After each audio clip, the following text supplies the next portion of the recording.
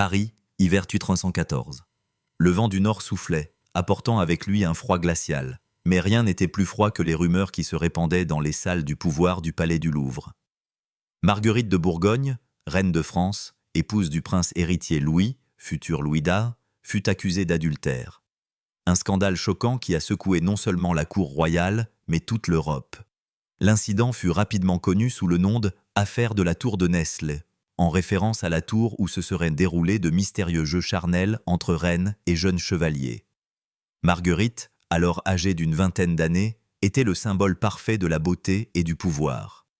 Née dans la puissante famille bourguignonne, elle entre avec fierté à la cour de France, devenant la reine la plus prestigieuse de l'époque. Mais le pouvoir, comme la beauté, s'accompagne toujours de dangers. Lorsque l'on vit dans une cour pleine d'intrigues, un seul faux pas peut faire basculer toute votre vie dans un gouffre sans fond. Tout commence lorsque Jeanne de Bourgogne, cousine de Marguerite, découvre des indices insolites, des mouchoirs brodés de noms, des lettres mouillées et des murmures louches. Jaloux ? Ou une prise de pouvoir ? Quelle que soit sa motivation, Jeanne a dénoncé Philippe IV, le père de Louis X, un roi connu pour sa cruauté et son strict respect de la morale royale. Sans grande enquête, Philippe IV ordonna l'arrestation de Marguerite et de ses deux autres belles-sœurs, Blanche et Jeanne, et les enferma dans le froid cachot du château Gaillard. Les deux amants accusés, le chevalier Gauthier et Philippe d'Aunay, furent soumis au châtiment le plus terrible: torture, castration et exécution publique, leur corps pendu haut en exemple. Pendant ce temps, Marguerite, qui était autrefois favorisée et respectée, fut déchue de tous ses titres et emprisonnée dans des conditions difficiles. De vieux documents historiques racontent qu'elle était attachée à des barres de fer dans un froid glacial, les cheveux ébouriffés, le corps émacié et l'esprit brisé. Malgré l'humiliation et la douleur, Marguerite resta absolument silencieuse, sans s'avouer ni se justifier. Ce qui était encore plus amer, c'est que son mari, Louis, ne s'est pas levé pour la protéger. Au contraire, il resta silencieux et complice, profitant même de ce scandale pour trouver un moyen de se remarier afin de consolider son pouvoir et trouver une reine plus digne. Des hauteurs de la royauté, Marguerite a plongé dans les profondeurs de la trahison et de l'isolement complet. Dehors, les gens bourdonnaient de rumeurs. Certains lui en voulaient parce qu'ils pensaient qu'elle avait trahi le trône. Mais il y a aussi beaucoup de gens qui plaignent le destin tragique de Marguerite, croyant qu'il s'agit simplement d'un complot politique sophistiqué pour l'écarter de l'échiquier du pouvoir. Les jours en prison étaient un enfer. Le corps de Marguerite se fanait lentement dans le froid mordant. Mais le plus cruel est la solitude absolue. Une reine autrefois glorieuse, désormais abandonnée dans le monde sans un mot de salut. Finalement, le destin est intervenu. Au début de l'année 1315, lorsque Louis X monte officiellement sur le trône, il ordonne que Marguerite soit traitée une fois pour toutes. Les livres d'histoire laissent les détails de sa mort flous.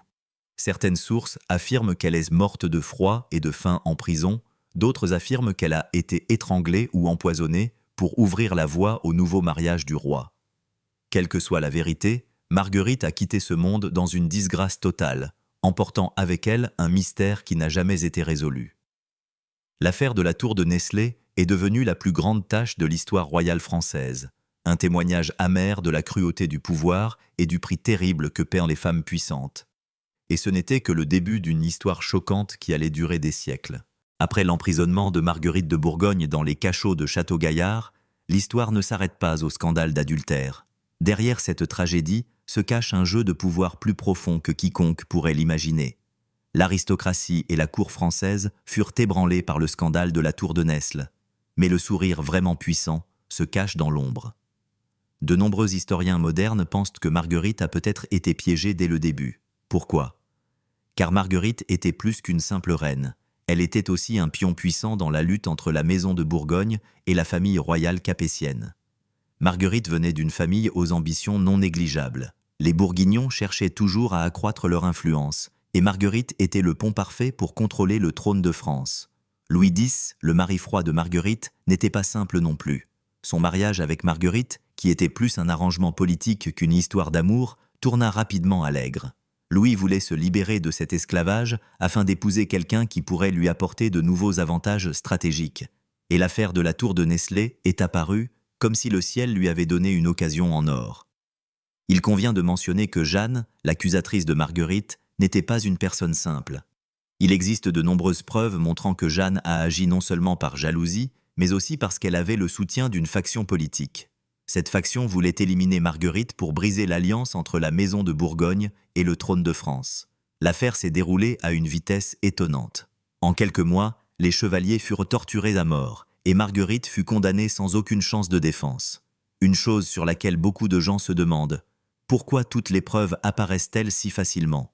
Pourquoi la punition a-t-elle été si rapide et décisive? Louis X, alors désireux de devenir roi, observait tout cela en silence. Il n'est pas intervenu, ni n'a protégé sa femme. Ce silence était un signe qu'il acceptait le plan visant à éliminer Marguerite. Pendant que Marguerite languissait en prison, Louis préparait un nouveau mariage avec Clémence de Hongrie. Ce mariage fut non seulement un événement politique majeur, mais aussi la fin du destin de Marguerite. Pour que Louis soit libre de se remarier, Marguerite doit mourir, à tout prix. En 1315, Marguerite meurt en prison, mettant fin à une terrible tragédie royale. Sa mort est rapportée en termes vagues. Certains récits disent qu'elle est morte de froid et de faim, d'autres affirment qu'elle a été étranglée sur ordre secret du palais. Quelle que soit la vérité, tout le monde sait que Marguerite n'est pas morte de mort naturelle. D'un point de vue moderne, de nombreux historiens pensent que Marguerite n'était pas seulement la victime d'un scandale amoureux, mais la victime d'une conspiration politique élaborée, où le pouvoir et l'ambition ont écrasé le destin d'une femme. Ironiquement, après la mort de Marguerite, Louis X épousa Clémence. Mais son bonheur ne dura pas longtemps. Louis mourut 1 an plus tard, laissant le trône à sa fille en bas âge, Jeanne II. Et puis, une question qui hante l'histoire depuis des siècles. La tragédie de Marguerite a-t-elle été la cause de la malédiction des rois capétiens?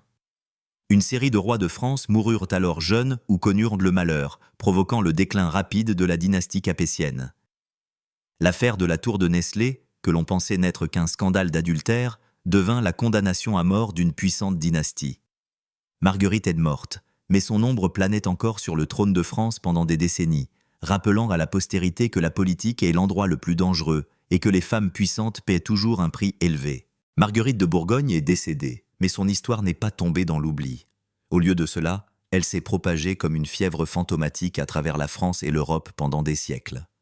L'affaire de la tour de Nestlé est non seulement devenue le plus grand scandale royal du Moyen-Âge, mais elle a également laissé une marque profonde, à la fois une leçon sanglante et une malédiction qui a hanté les générations futures. Peu de temps après la mort de Marguerite, une série de tragédies s'abattit sur la famille royale capétienne. Louis X, l'époux sans cœur qui laissa Marguerite mourir en prison, ne jouit du trône que 18 mois avant sa mort subite. Son unique enfant avec Marguerite, Jeanne II, fut déshérité, qualifié d'adultère et déchu du trône. Le trône échoua à Philippe Pinte, puis à Charles IV, qui n'avait pas non plus d'héritier mâle. En conséquence, la dynastie des Capets, qui avait régné sur la France pendant plus de 300 ans, s'est effondrée, ouvrant la voie à la prise de pouvoir par la dynastie des Valois. Les gens ont alors commencé à chuchoter à propos de la malédiction de Marguerite. Ils croient que le fantôme de Marguerite, une femme trahie et tragiquement tuée, a maudit la dynastie Capet, provoquant l'échec et la disparition tragique de tous les efforts visant à consolider le pouvoir. De nombreux historiens modernes débattent encore de la vérité derrière cette histoire.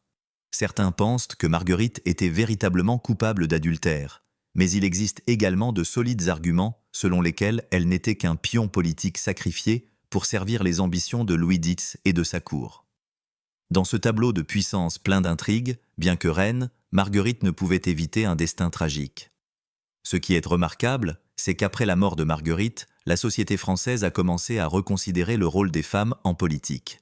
Même si cette affaire ne change pas la loi immédiatement, elle sert d'avertissement. Les femmes, aussi puissantes soient-elles, peuvent facilement devenir des victimes dans un monde où les lois sont écrites par les hommes. L'histoire de Marguerite a également inspiré de nombreuses œuvres littéraires et artistiques ultérieures. Drames, romans et films ont tous couvert l'affaire de la tour de Nesle, où le pouvoir, le sexe, la trahison et la tragédie s'entremêlent pour créer un récit épique. Quant au château Gaillard, où Marguerite a passé ses derniers jours, il est devenu un symbole obsédant de la culture française. De nombreux visiteurs de cet endroit disent encore qu'ils ressentent un air étrangement froid et certains croient que le fantôme de Marguerite erre toujours ici, à la recherche de la justice qu'elle n'a jamais reçue. Aujourd'hui, en repensant à l'histoire de Marguerite de Bourgogne, on voit plus clairement la grande leçon. Le pouvoir absolu est une arme à double tranchant, et ceux qui osent jouer le jeu du pouvoir doivent être prêts à en payer le prix, parfois au prix de leur propre vie et de leur honneur. La politique est toujours cruelle, surtout envers les femmes qui osent repousser les limites imposées par la société de l'époque. Marguerite, d'une reine magnifique à une pécheresse maudite, est devenue le symbole de l'effondrement des rêves de pouvoir. Son histoire nous rappelle que même si l'histoire peut être réécrite, sa douleur et ses leçons ne sont jamais perdues.